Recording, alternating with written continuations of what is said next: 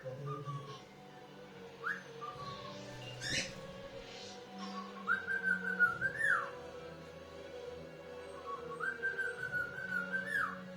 প্রতিযোগিতার সঙ্গে জগতের কল্যাণ জড়িয়ে আছে।